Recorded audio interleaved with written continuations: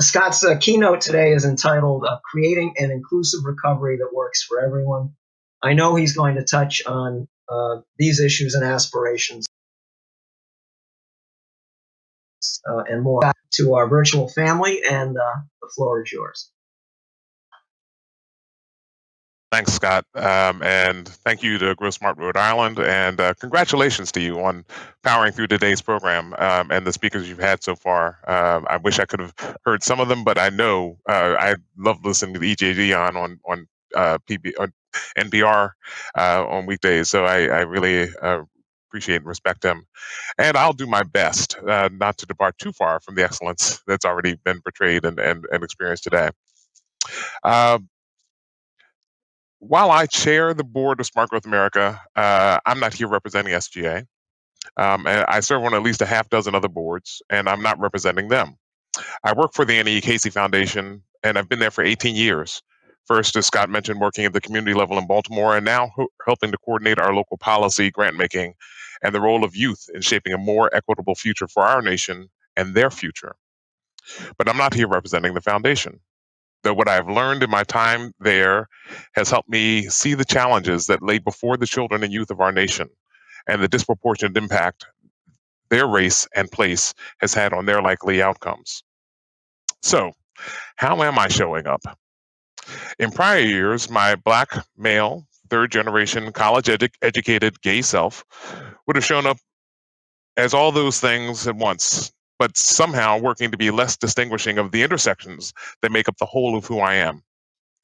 So today, and honestly, especially after this week, since I had to bear earlier this year the witness to Amy Cooper weaponize her whiteness against Christian Cooper in Central Park, and then 2 hours later learned of the extinguishing of George Floyd's life under the knee of a white police officer, I have decided to show up with all of that.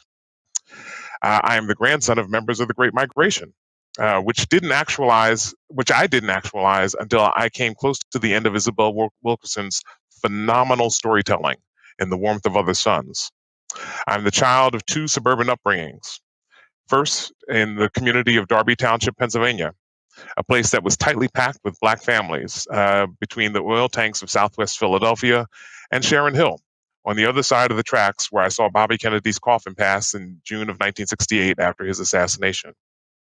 I'm also from Willingboro, New Jersey, a Levittown where a rancher house that my mother chose so that her sisters who suffer from muscular dystrophy and multiple sclerosis could have full access with my father, and my father could obsessively cut the quarter-acre lot twice a week and use his army-hewn skills to fix or create anything that he imagined. They made those decisions so that we could have a better life and live that slice of the American dream. I decided to study architecture. I decided to go to school in Troy, New York, now an older industrial city, but in its time, the place where that revolution is largely acknowledged having begun.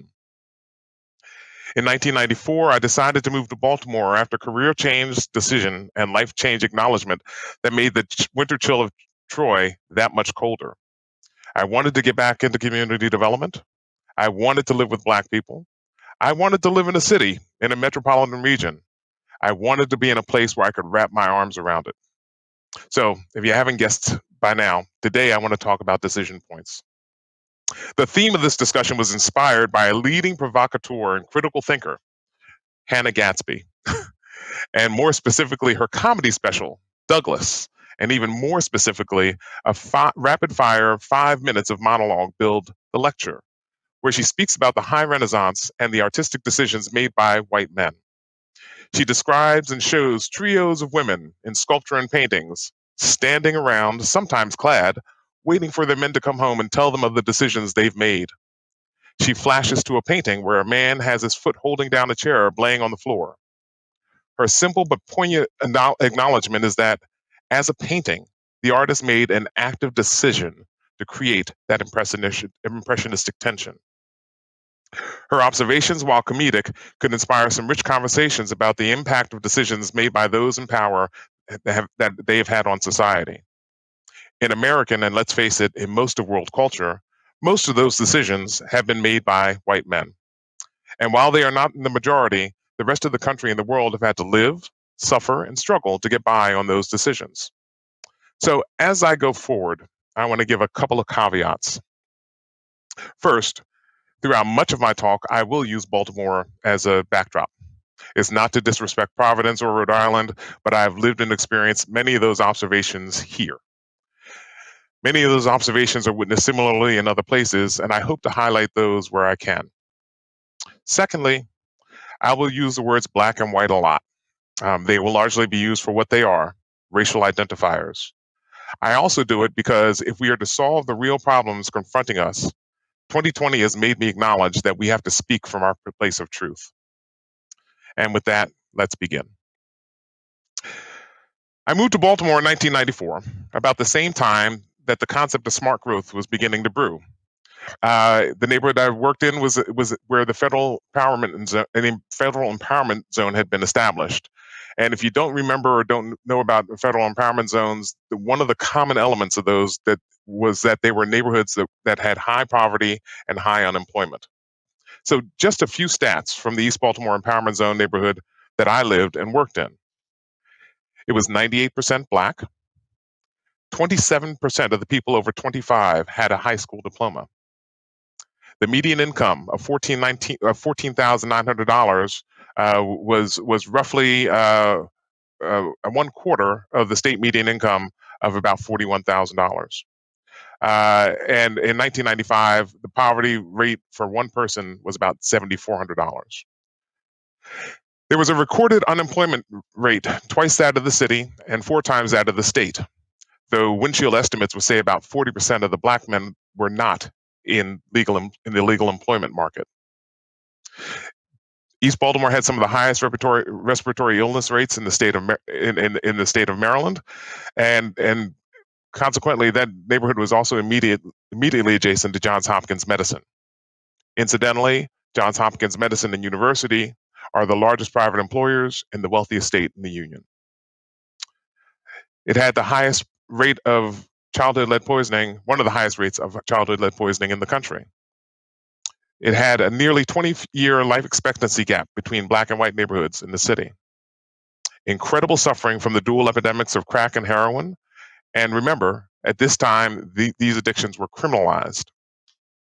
It had extremely high infant mortality rates, had very low car ownership, and about 1/3 of the working population could reach employment in 45 minutes, which is the mark of a good commute to work. And about 1/2 of the population spent more than 30% of their income on housing, much of which had lead paint in it. That tapestry can be painted in cities probably almost anywhere in the country. So, like I said, that is a marker for which we operate.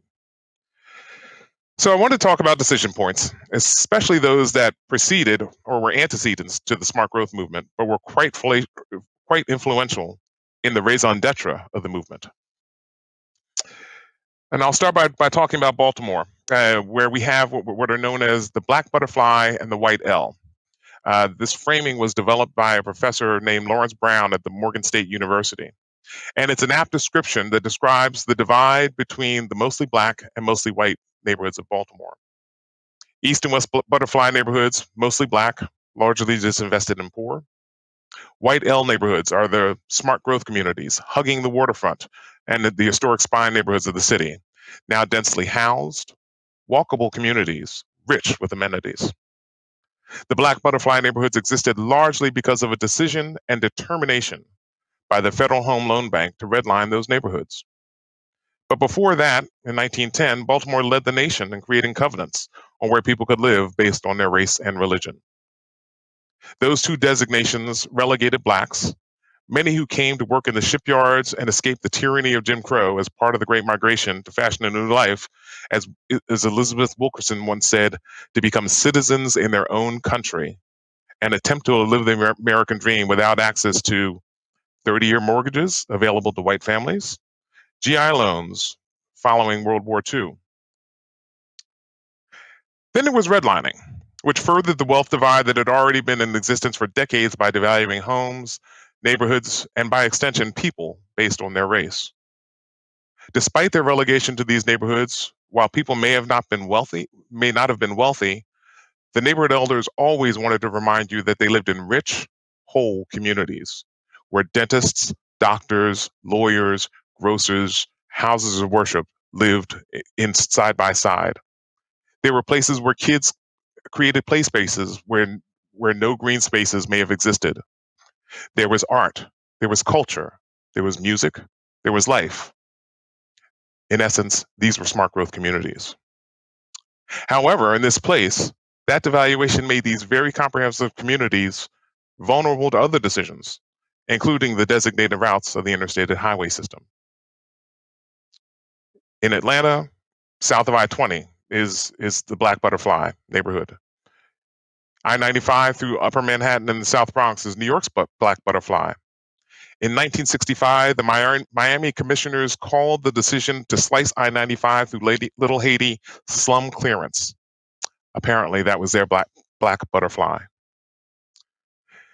Mindy Fullilove, in her book, Root Shock, tells the story of the neighborhood where her elders grew up in Newark. It was one of those Black Butterfly but whole communities where her husband's father was a doctor. That neighborhood of the Central Ward became the proposed route for I-280. In anticipation, businesses shuttered, people moved. Those who didn't immediately leave deferred maintenance on their properties. Values dropped. Then I-280 was penned 7 miles to the south, but the damage was done. The neighborhood was gone. Everything those Black Americans had done right, despite the barriers that were constructed, didn't matter. Their smart growth neighborhood was gone. That type of story played out again and again in American cities, uprooting families, history, culture, and destroying the opportunity to build wealth. Baltimore's Black Butterfly was different, but not. A highway planned to tear across the city, connecting from I-95 in the east to I-70 in the west. On the west side, a 1.8-mile trench of highway was built before organizers stopped it, but the damage was already done. A 2015 article in Reason describes it as such, and I quote, "Before that scrap of freeway was built, the Franklin-Mulberry corridor contained a stable and vibrant Black neighborhood. But in the 1960s and 70s, the government made room for the road by destroying 971 homes and 62 businesses. In the process, it displaced around 1,500 people and destroyed far more property than was burned in the Baltimore's riot of 1968. The immediately defaced area was largely in the neighborhood called Harlem Park, but the effects radiated out much further. The nearby district of Rosemont managed to fend off the wrecking ball, but the fight still inflicted permanent damage. Officials encouraged residents to move. People became unwilling to invest in a place with an uncertain future. Neglect settled in.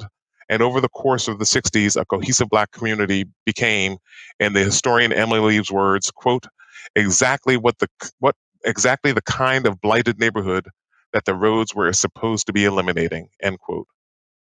As Hannah Gatsby said, that was a decision. And then there's Brown versus Board of Education, which accelerated white flight from cities like the pandemic is doing in 1920.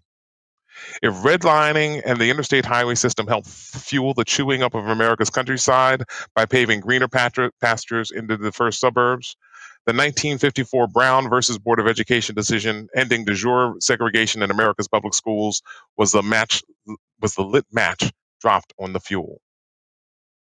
While America could still separate where people lived, ate, and slept in the 1950s, the ideas that white kids and Black kids would have to be in a classroom together was, depending on your position, a nightmare or a dream. I'm sure people have seen the pictures of the vitriol by whites as 15-year-old Elizabeth Eckford was escorted to school by the National Guard. And wait for this, on September 25th, today, 1957. In the South, whole school districts closed rather than have white and Black children in the same classroom. That nightmare was gold for developers to build houses off of newly constructed interstate ramps and attract white GA veterans and their families to take advantage of 30-year mortgages that were not available to Black families since banks wouldn't make construction loans without racial exclusions. White flight really helped to fuel suburban development. An observation in Cheryl Cashin's The Failures of Integration and Richard Rothstein's The Color of Law speak to local jurisdictions exercising their land use powers over the decades to first create racially exclusive communities, de jure segregation, and then after the Fair Housing Act ended de jure, create land parcels and zoning requirements that made it nearly impossible, but at least highly improbable, that only families with wealth could afford to escape to greener pastures, in essence, de facto segregation and suburban sprawl. Suburban sprawl is a result of a host of historic decisions by all levels of government, by businesses, institutions, and individuals to escape the other race, the other class, the other side of the tracks. But suburban sprawl, if we want to be honest, is based on laws, fears, and narratives that have been created about less desirables, blight and blighting influences. Narratives that pit investments in roads against subsidies in transit and have won legislatively. Narratives critical of affordable housing, but forget that the mortgage interest deduction is one of the largest subsidies enjoyed by Americans to gain wealth. Narratives like urban, which is code for Black and brown people. So when I moved to Baltimore in 1994, smart growth was wetting the whistle of folks who had earnestly wanted to protect the Chesapeake Bay and its watersheds from chewing up of farmland, the growth of impervious surfaces by the spread of highways, which denied percolation of water, or worse, created a toxic soup of runoff into those streams feeding the bay. I joined in with the movement early because of the promise of smart growth to invest in existing communities. And I was a city guy working in Baltimore, which was a smart growth community before smart growth was. I wanted transit because I didn't want to live in my car. But at some point, I think I realized that people interested in smart growth weren't necessarily focused on the Black butterfly neighborhoods. I decided to pivot to environmental justice, and thanks to the nomination by Paris Glendenning, who was widely credited with the name Smart Growth, I became inaugural chair of the Maryland Commission on Environmental Justice and Sustainable Communities. EJ communities, as they are known, are America's Black butterflies, the places where people once had smart growth, but were forgotten, neglected, or decided to be recreated for change without them.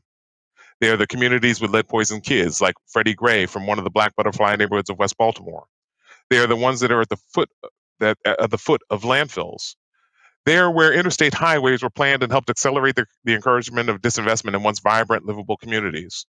They are the communities where kids can't have a safe walk to school.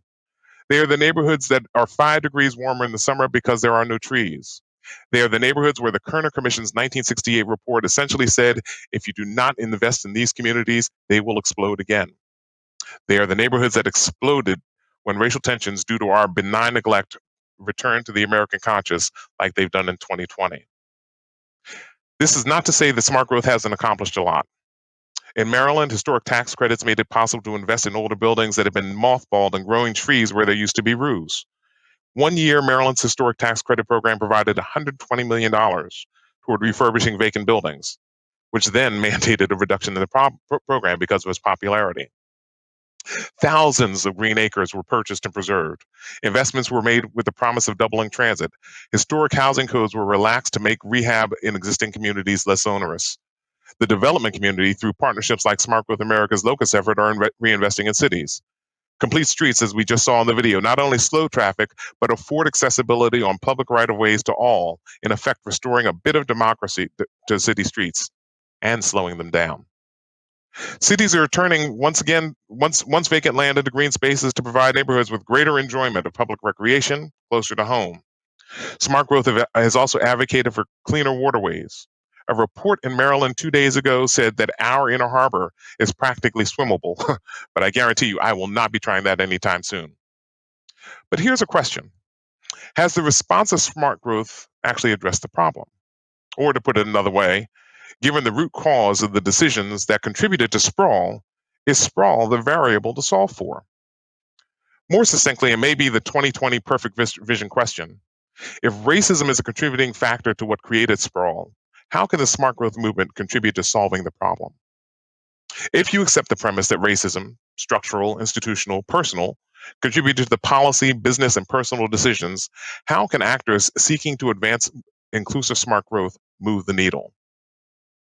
I'll offer a couple of thoughts about how you, as individuals, institutions, businesses, and government, can begin to move the needle.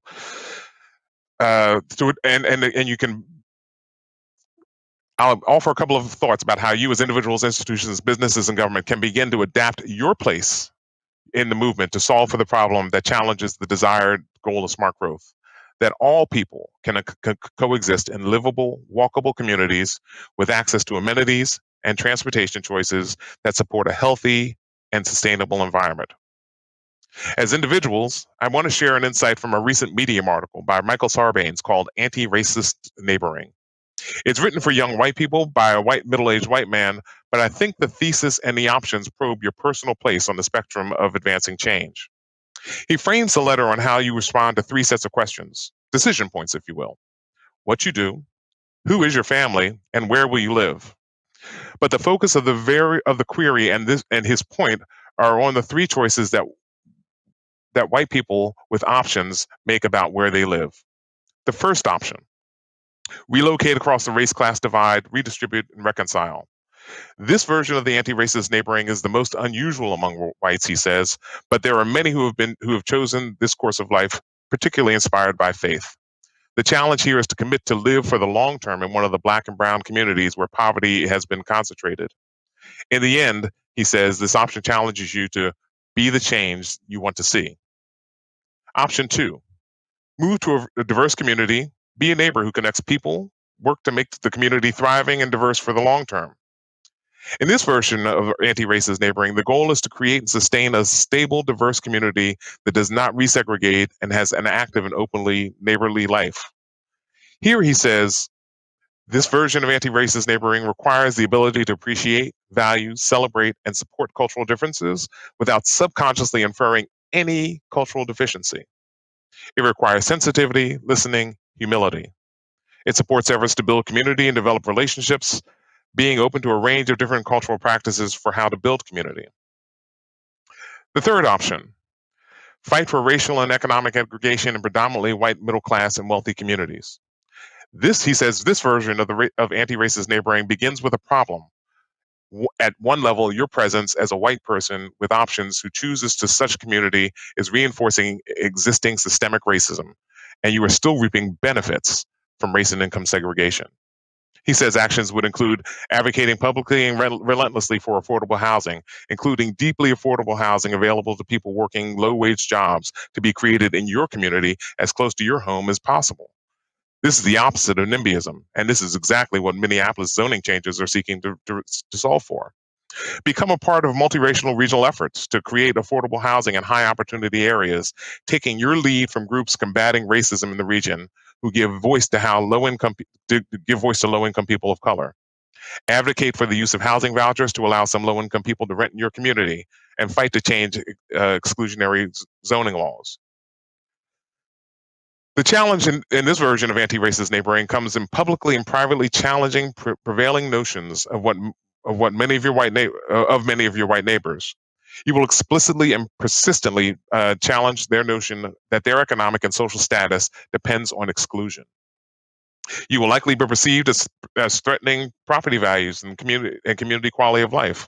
You may have to deal with some social sanction, and you will have to commit to organizing enough others like you over the long haul so that your voice gains power, change actually does come, and you do not become simply an ineffective part of the scenery while nothing actually changes. At the individual level, you may want to reflect on what kind of anti-racist neighbor you decided to be, and do your actions support inclusive anti-racist smart growth align with your opinion, with your option of living? And if not, how do you modify to meet your desired result? At the community level, is everyone at the table informing what matters most in your community? I serve on the board of the Orton Family Foundation, which advances a program called Community Heart and Soul. It's built for small towns, but one of the first principles is to involve everyone. The heart and soul process can spend up to 6 months making sure every slice of the community is engaged. As people have begun new COVID related migration to more distant surroundings, small town revitalization can become a major movement. How is this done inclusively? Processes like Community Heart and Soul are worth a look so that barriers can be broken down when the focus is on what matters most. Next up, can smart growth advocate for economic inclusion? The economy didn't work for all people before COVID, but the number of small business operations, particularly those owned by Black and brown and Indigenous people who weren't able to avail themselves of the PPP, underscored the gaps that need to be closed if there is a desire for the economy to work for everyone. Do RFPs for development reward diverse partnerships? Do prime contractors seek out minority and women subs? Do contractors take steps to help subcontractors, for example, through 15-day accounts payable to better accommodate their smaller cash flow? Work by groups like Jobs to Move America have demonstrated how to create more inclusive public procurement processes. In Nashville, a disparity study helped inform policy changes aimed at reducing the minority business participation gap. They limited bidding on contracts under $500,000 to small business to give them a foot in the public procurement door. Finally, acknowledging the social network gaps between white male-led businesses and those owned by women and people of color, the Metro government took active steps to increase communications and understanding of the procurement process to those businesses, thereby increasing equity of opportunity. Over the past decade, anchor institutions, eds and meds, as I learned years ago from Bruce Katz, have stepped up and out beyond their boundaries to hire, contract, and vend with local businesses.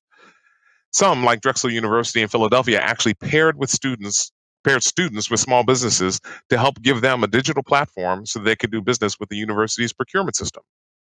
In Baltimore, a 14-member anchor network worked to lower barriers to opportunity by changing their minimum requirements for some positions. They worked with nonprofit workforce development groups to create career pathways for people from Black butterfly neighborhoods. And Johns Hopkins went one step further. They work with some of their local business leader trustees to increase their hiring, procurement, and vending with local and minority-owned businesses because they know that inclusive growth is smart growth. Will the smart growth movement advocate for equitable schools and education funding? White folks didn't vote out of the cities because the schools were bad. In the 1950s, Baltimore had the state's best public school system. My parents moved us to the suburbs in 1969 because Willingboro's public schools were the best in the state. People with kids rightfully want their kids to have the best opportunity to succeed. I don't have any children, but I selfishly want my neighborhood my neighborhood school to be high quality because yes, it will improve my real estate value. I want the spate of new neighbors with kids who live on my block, black, white, mixed race, and gay, to not have to make a decision to move so their children can attend a quality school. City schools have been problematic because of relative suburban wealth and the tax dollars supporting them. Largely, that is a black-white divide. If smart growth is to be inclusive growth, the movement needs to expand its lens and partnership to areas that are uncomfortable to them. I tend to think of this as expanding your Venn diagram of engagement. I don't believe that anyone needs to be expert on things like equitable school funding to understand its relationship to equitable development. Let's face it, 2020, the year of perfect vision, if nothing else has provided an awakening. It started with Australia on fire. It quickly turned to COVID-19, the real fear of an unknown, invisible enemy shuttered communities, disrupted our economy, and exposed the inequities of the systems that have been created. One of the greatest consequences facing our developed environment is the likely completely altered state of brick and mortar retail, particularly the acres of paved landscape that host malls and strip shopping centers. We've had an historic hurricane season that has dumped feet of rain on a waterlogged South. One of the largest Antarctic glaciers is under imminent threat of collapse into the sea and could create as much as a 10-foot sea rise, which is a very real threat to places like Rhode Island, and will create one of the greatest climate migrations in history. And this summer, the Arctic Ocean has experienced its greatest and latest summer melt, with predictions that the northernmost regulator of our climate may, by mid-century, be free-flowing year-round. And has been the focus of my discussion is our undeniable aversion to address the social construct of race and the implications that have shaped our attitudes and communities for centuries. These are imminent threats to all people and communities, and we need everyone on deck to confront the very real challenges of our time. With all the decisions that have been made to shape this moment, it may be time for us to decide and activate a pivot from smart growth to truly inclusive growth. With that, I'm going to say thank you. And Scott, I'll turn it back to you. Scott, thank you so much. You have, to use a cliche, hit the nail on the head, in my view. And I think smart growth movement needs to evolve and needs to become more focused on inclusivity, or else it will lose its relevance and lose its soul. And I think you laid out in stark and compelling terms how sprawl was created, that it wasn't just the invisible hand of Adam Smith that created sprawl, and that it's going to take a lot of diligent work and creativity to continue to reverse those trends. So now we have an opportunity to further explore your key ideas and insights with Bologna. For most of today's participants, Alison is a familiar and trusted figure in her role as a morning anchor for Channel 10, I believe still known as NBC 10, but I'm not sure. That's still an appropriate label. All right. What you may not know about Alison is that she also is an entrepreneur and a community developer currently focused on redeveloping an historic building in the Pawtucket Central Falls Train District. Alison, take it away. All right, well, I'm coming to you live, as they say, from that building, Scott. I'm at 390 Pine Street in Pawtucket. This is part of the revitalization effort in the TOD district, which is the transit-oriented district. And I'm motivated to help this community, which is one of the hardest hit in Rhode Island by COVID-19. We've seen some of the testing come out, and I'm looking forward to talking to Dr. Nicole Alexander Scott about this. High rates of COVID-19 in Pawtucket, our neighbor, 1 mile away, Central Falls, and also Providence. So when we're talking about smart growth, yes, we need to be talking, Scott, about inclusion. And I want to introduce our panel and dive right into some of these specifics in a sort of call for action, if you will. What can we do now to make things more inclusive, stronger, and more compatible? So joining me today is Bruce Katz, who's the co-founder of New Localism Advisors and co-author of Rhode Island Innovates 2.0, Rhode Island's new state economic development strategy. And hello, Nicole. This is Dr. Nicole Alexander Scott. We've been seeing a lot of you for sure on television. You've been doing a phenomenal job paving our way through this pandemic, which has been really tough, obviously, not just in our state, but around the country. Let me start with you, Bruce, with something very, very specific when it comes to inclusive communities. And I'm speaking from direct experience here at Pine Street in Pawtucket. Should there be perhaps affordable housing mandates in HES zones? I'm in a HES zone right now, a health equity zone. Do you think cities and towns should actually force, if you will, require developers who are investing like me in these areas to commit to a certain percentage of affordable housing? Well, first of all, thanks for having me today. And Scott, that was just a really powerful talk. And it's so much is timely to the moment and to talk about how to move from smart growth to inclusive growth. The bottom line, Alison, is we need a radical restructuring of the rules of the game. The rules of the game, as Scott has said, have essentially tilted the playing field against the kind of places that where you're sitting right now, or Central Falls, or many other of these municipalities in Rhode Island and other states that literally have been left out of the flow of market capital for decades and generations. So to tilt the playing field back is going to require not just those kinds of mandates, and I'm not sure it's just mandates around the restoring of the core of many of these quote unquote disadvantaged communities. Affordable housing needs to be spread throughout a metropolitan area and throughout the state. So I think what we need to be thinking about is how do you build wealth in the United States? How do you build assets? How do we begin to reverse decades of racial disparities on income, health, and wealth? Housing is a piece of it, but it needs to be thought of in a broader geography, I think, but also skills, small business, as Scott talked about, and quality market investment. So as we move from smart to inclusive growth, I would make the case that it can't begin and end with housing, and it can't begin and end with housing, particularly in places that have been left behind by decades of structural racism. We need to be thinking broader on geography and broader on topic. Bruce, thank you. Dr. Alexander Scott, would you like to respond? Yes, good morning.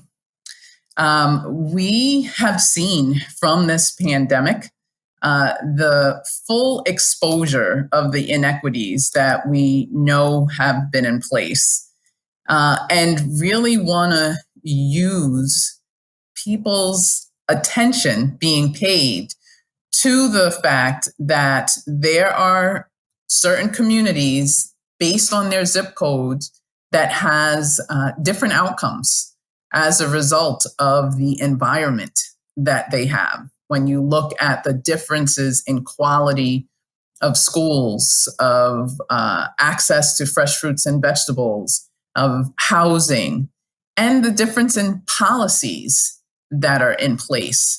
I was reflecting on one of the California mayors who has been making a name for doing some of what Bruce said, which is really restructuring, radically restructuring how we are approaching economic development and access in communities of color in particular.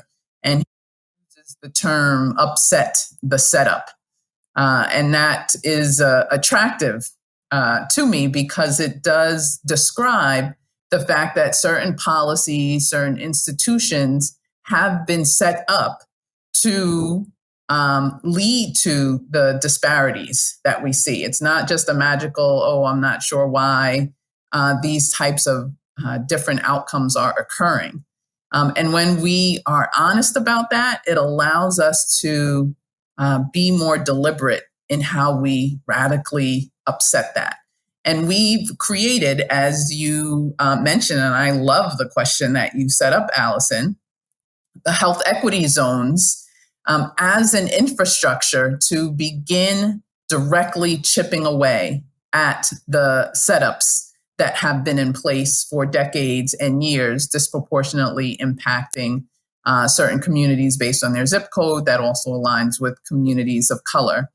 And taking that infrastructure, investing in it, requiring investments in it, seeking them, and building the capacity at the community level with the community driving the change so that you can get the return on investment, you can see the economic development shift and re-envision the built environment with an eye on equity and economic resilience, then we can start to make a difference and redo the policies that were in place previously. I'm curious if you have some specific ideas on how we can encourage investors specifically to come into areas like where I'm sitting right now. You know, we have the train station going in about 500 feet away, so a lot of out-of-state developers who see the opportunity to make a profit are coming in, but they're not necessarily committed to investing in the HES zone for its original purpose or for really building in this inclusive recovery yet when it comes to affordable housing. How can, outside of incentives, can we really encourage investors to dig into our local communities when they come here and perhaps also get the youth involved so we're building more resilient and inclusive communities? Bruce?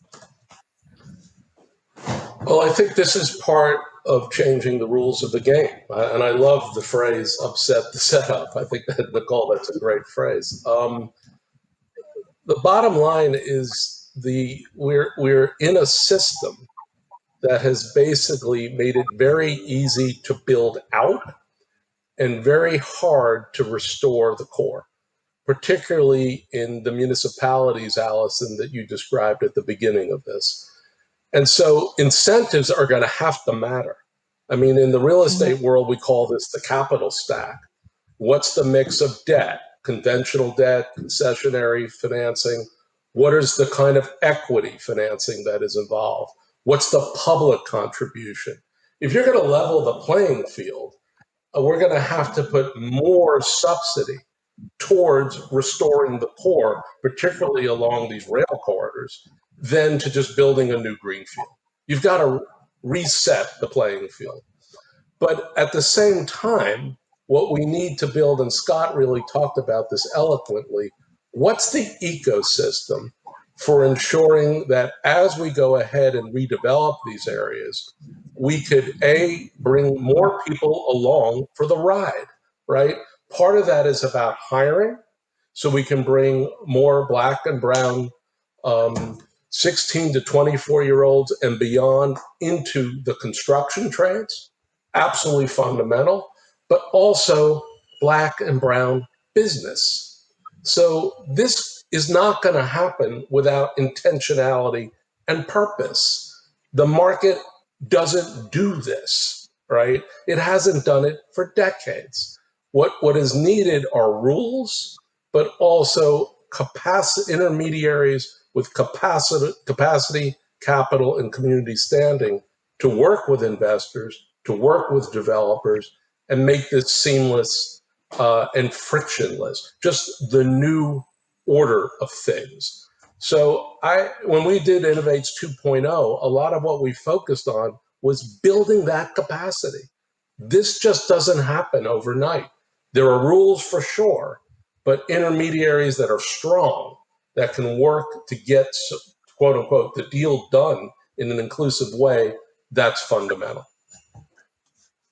How, Nicole, can we be better about outreach in our communities so that people like me or other folks who are interested in making a change can get access to different resources? I can speak from personal experience to say I've hired Pawtucket Central Falls Development Corporation to walk me through the process. It's not an easy one. So how do we bring more people of color on board to be able to make these investments in a way that's not overwhelming so that we can still bring about change in our local communities, but do it in a way that pulls the whole community together? Perhaps not it's just youth, but people of color as well. It can be a daunting project, right? Absolutely. And I'll further credit that phrase, the mayor of Stockton in California, Michael Tubbs. I don't think he coined it, but it is a helpful acknowledgement of how we really have to approach this radically and deliberately. The health equity zones infrastructure, Alison, is an example of how we want to do what you just asked about.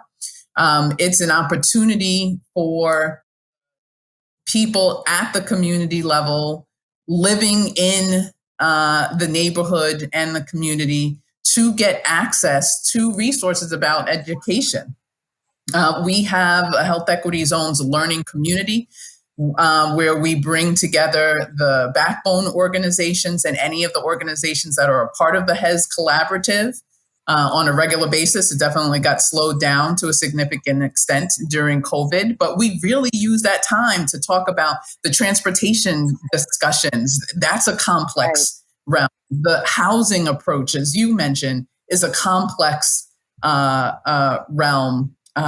Voting rights, business ownership. There are so many different dynamics. How do you get more involved in civic engagement and setting policies? And there's so much of a learning curve that's designed to not be available for the everyday membership of the community who are surviving, and I use the term competing priorities. If you're trying to make sure you have food on the table and your lights are on, you don't necessarily have time to go sit in a class about civic engagement and figure out how to get the policies or the elected officials that you want in place that are going to make the difference. The other piece to the question you asked earlier is the 3 wills. Social will is desired approach where you have people that believe this is important to do. It's important to make sure that communities of color, disadvantaged communities that have had years of structural barriers deliberately put in place to keep them from succeeding. People understand and recognize the importance of changing that. That's a social will.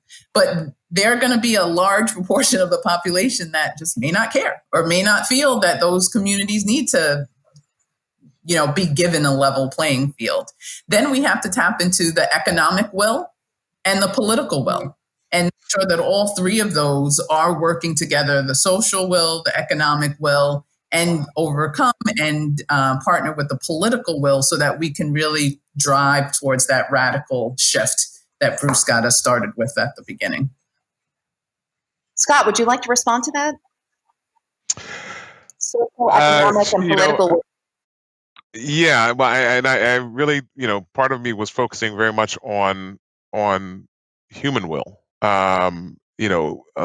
Where we are now exists because people made the choice to do that, and it will only change when people make the choice to change it. We've tried legislating lots of change around, especially around race. The Fair Housing Act, Brown versus Board of Education, the Civil Rights Act. We've tried to legislate behavior, and that has not really created enough effective changes. It's made some dents in it, but a creative mind can create a new set of rules, especially when you're in the ruling class. And so that is what we have witnessed over time.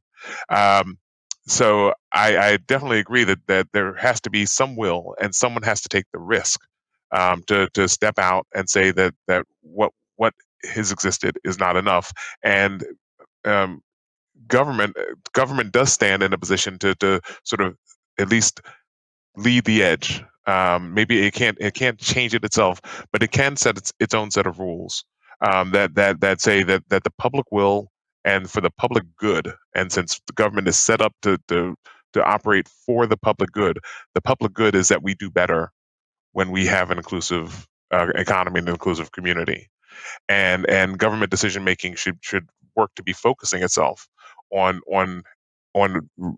reevaluating or evolving what means the public good and the public good for all.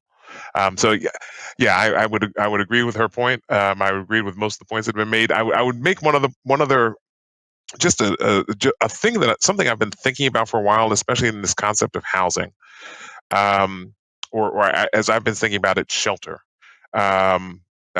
because COVID again has brought forth the idea that housing is healthcare.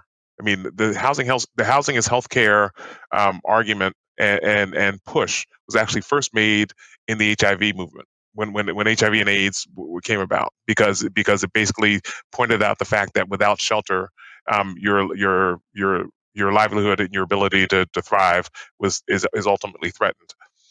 And I think as development has thought about how to create shelter out in the hinterlands and make it larger, and bigger and wider, we may need to rethink about shelter as a basic need and a basic right. And that also may mean that we need to think about changing how we zone shelter. When COVID hit, people were moving. England moved people into hotels, 300 square foot rooms or less. That was shelter. We got away from SROs largely because of health concerns. And so we may need to really rethink what the concept of equity and shelter is, if we want to think about how we can have inclusive societies where all people can benefit and all people actually have equity of opportunity. We can't guarantee equity of outcome, but we can actually create equity of opportunity. And inclusive in a way that's also not separating folks either. Creating affordable housing opportunities next door to market rate housing opportunities, or shelter, if you will, who I think is pretty important as well. I don't know if you all agree. And also for adults with disabilities as well. There's a lot of folks who are moving away from that group home model for adults with disabilities who also should be given the right for affordable housing, but may not be able to afford it, but want to be in an inclusive community as well. And I think there's ways around it here, Bruce, locally, and perhaps with Grow Smart, that we can look into that as well. This question is coming from, it's for you, Bruce. It's coming directly from Grow Smart. So I promised them I will get this one in. Based upon your recent in-depth analysis of Rhode Island's economy and economic development strategy, what do you think, Bruce, are one or two of the most important things the state can do today to expand economic opportunities for Rhode Island's minority populations? So populations of color, I would argue adults with disabilities, any disenfranchised group, if you will. One or two thoughts on that. Well, it just really builds on what Scott was saying before and his example about Baltimore and Johns Hopkins. Hire local, buy local, invest local. So those are three. Sorry about that, Alison. But the key here is to build on what the state is already doing. So the state already has Real Jobs RI, right? Back So, to all right. RI. Supply RI. It already has a series of initiatives and a set of intermediaries, community colleges, manufacturing extension partnerships, anchor institutions. Put it on steroids. That's the issue at this point. You already And have Bruce, set the platform. these initiatives do exist, but they're not always easy to access for the average resident or small-time business owner. It can be really overwhelming. Does this bring us back to local partnerships and finding an advocate within your local community who can work you through what's often a whole lot of red tape? They are hard to access, but here's the issue. It's all relative in the US, right? I'm in other parts of the country that look at Rhode Island and what has been done with Real Jobs for RI, with corporate-led train in place rather than train and pray policies as one of the best in the country. So is it perfect? No. But compared to a hell of a lot of other places in our country, you really have set a foundation and a platform that you can build on. So perfect's the enemy of the good. Let's improve what has been started, but again, take it much, much further. Now, assuming what happens with the election, we may see countercyclical investments in human capital, in infrastructure, in innovation. All of those federal investments can be used to further this kind of inclusive growth agenda, but only if it's done with purpose and intentionality. This has to be the North Star of what you all are doing, or it won't happen. The system doesn't deliver this today. It has to be a retilted, refocused system. Dr. Alexander Scott, I witnessed a little bit of this in the HES zones when it comes to buying more local food through Farm Fresh and other local distributors during the pandemic, because there was a breakdown in the national supply chain, which was somewhat of a positive, seeing more fresh fruits and vegetables through Supply RI, et cetera, building on these partnerships to buy local, serve local, which contributes, right, to these HES zones. What do you think of that? Absolutely. It's really about building the economic power at the local level, at the community level, and making sure that those who are in the living conditions get to benefit from it. And we don't have, economic development with displacement, but economic development that allows for the economic resiliency and building of power locally that will come with ownership, self-sustainment, and sustainability over the long term with a strong strategy. Those are visions that the HESs, the health equity zones, were developed to fulfill and to drive the community towards as a strong for an equity-focused, place-based, community-led effort so that we could address root causes of disparities at the community level, knowing that economic resiliency and building power is going to be a key way to sustain that for the long term. And how have we learned from this horrendous pandemic about how to do perhaps better? What have we done well during this time of a crisis that we can keep moving forward with when it comes to building the resiliency of our HES zones?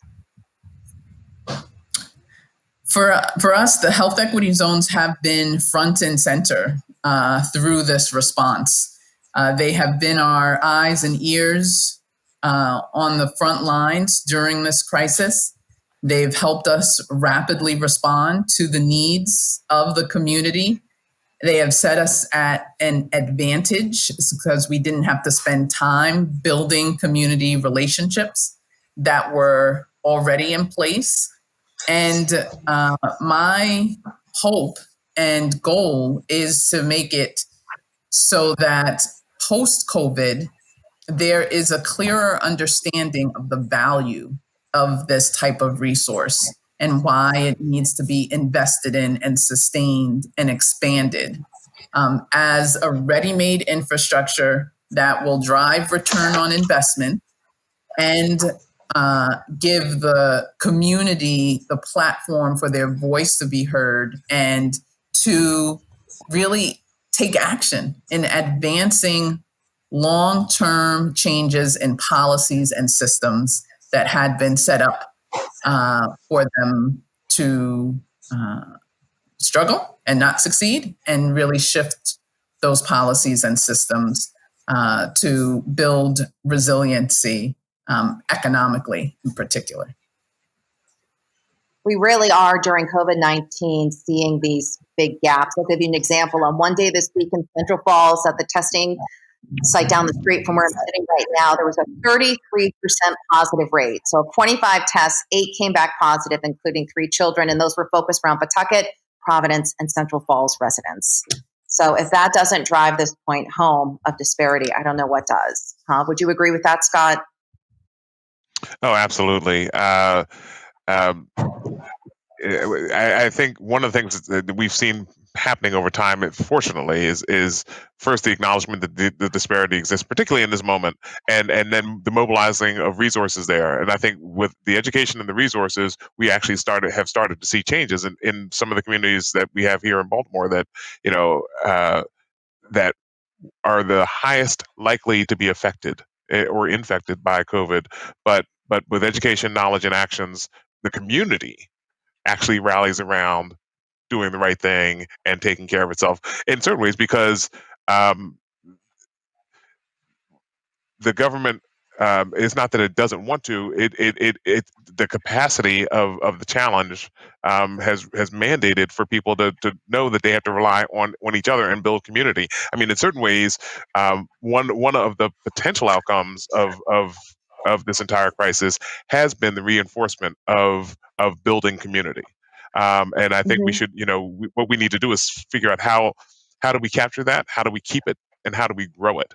I know my neighbors, we are taking small actions on our street just to make sure that we're taking care of our place, but that probably would not have existed but for this crisis, because we would have been too busy living our busy lives, taking care of our busy selves, going everywhere else that we needed to go. So very much so that a community response can actually create a community, a level of community action, and scale the growth of how we then think about investing and create actions for our cities. It kind of goes all the way back to your theme as well about decision points, and you can't make good decisions without self-reflection and self-regulation, I would argue. Bruce, Right. Some final thoughts? We have a couple of more minutes. Some final thoughts in response to Scott and his presentation today? Well, it was a powerful presentation. And the question for Rhode Island, you're a small state where so many stakeholders from the public, private, civic, and other community sectors can come together and collaborate to problem solve. In many parts of the US, they're so large at the metropolitan scale, forget the state scale, at the metropolitan scale. They're so large, they're so fractured, they're so fragmented and divided by many of the issues we've discussed today, that pulling it all together is quite difficult. What I've seen in Rhode Island over the past 5 years is the ability to come out of the Great Recession with a new economic narrative value proposition of how you can compete, not just nationally, but globally. And then through Supply RI and Real Jobs RI and a series of other initiatives, how do you begin to make sure that as you grow, it is inclusive? And I think you've got a platform to build on. In many places, they are just starting to do what you've already done. They're not even sure what industries and sectors are driving their economy. B, they're not training people and skilling people to participate in those sectors. C, they're not bringing up Black and brown businesses with the right capital that's fit to purpose. And Alison, to your starting question, they are not restoring the cores of historic cities and communities, because that really gives not just nodes of commerce, but centers of civic life. So this is a crazy period in our country. I mean, crazy on so many different levels. It's one large psychological experiment just every day listening to the president. But the key for everyone on this call is to understand you have made progress and you have built a platform and a foundation that in many places is quite distinctive in our country. And now the key is to build on that, be more inclusive, both in terms of who participates, but outcomes, set some hairy, audacious goals of how this decade will look different for Rhode Island. I think you've got the power to achieve it. So stay the course, build, and stick with what works, but do it on a bigger scale. Okay, Bruce. Nicole, do you agree with that as well? Yes, and I would like to use this time after COVID to figure out how to bring together the systems better, both what Bruce has directly informed and also reflected on in terms of supply RI and the workforce development, and then the system of the health equity zones and that vision, which is designed to make sure that communities of color, race, and ethnic discriminatory policies and systems are exposed and addressed. If we could synergistically bring those two realms together, we could better achieve growing inclusively. And I welcome continued partnership with you all to help figure out how to do that, knowing the wills that we need to have involved to help us get there. Social will / human will, the economic will, and the political will. So I'm encouraged as well, and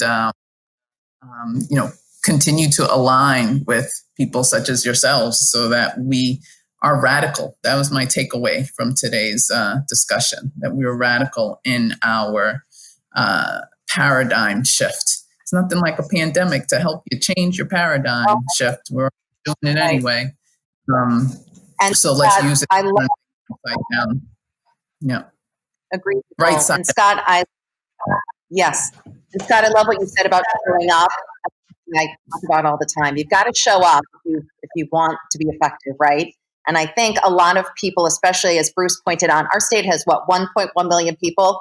We should all be showing up and setting an example for the larger good, because it's more doable in some ways. It's not overwhelming. And perhaps we can set some more examples. Scott, closing thought before we throw it back to Scott Wolf from Grossmont, Rhode Island? One of the sort of, it seems like a recurrent point in this discussion, and it reminds me of an effort that has been advanced by Angela Glover Blackwell at PolicyLink, and she talks about the curb cut effect. We're in the 30th year of the Americans with Disabilities Act. The curb cut, when you think about it conceptually, the curb cut was designed for one group of people. It was really designed to help those people who are disabled be able to easily navigate streets and curbs, and so that they could actually move around. What the curb cut has done, and what we've realized, is that that now has workers who are creating, moving food, vendors who are moving food, people who are moving suitcases. It actually has helped everyone. And so what the curb cut effect is talking about, and what this conversation is about, is that you can demonstrate that when you help the people who are at the furthest margins of opportunity and access to opportunity, and you create those lower those barriers, that you actually can create benefit for everyone in our communities. And that is really where we should think about and operate from, and use it as our sort of operating model for how we actually think about designing policies, programs, and systems that actually work for the whole community. Because we know, and it's been demonstrated, that when we do that, everything improves. Best practices and best outcomes. That sounds great. Thanks to all three of you for being here.